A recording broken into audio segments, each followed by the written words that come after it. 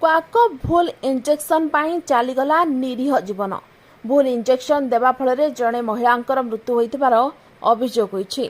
मृत महिला जनक हेले भगवानी पुटा।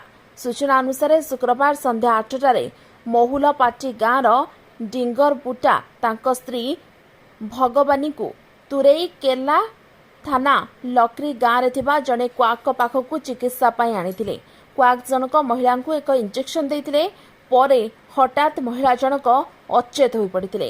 घटना पर परिवार वर्ग पुणी तांकु प्राथमिक चिकित्सा तुरेकेला गोष्ठी स्वास्थ्य केन्द्र को नहीं। मात्र महिला जनक डाक्तर सेठारे मृत घोषणा करथिले। एने परिवार वर्ग तुरेकेला थाना रे संपृक्त क्वाक नारे अभियोग करिसेंती।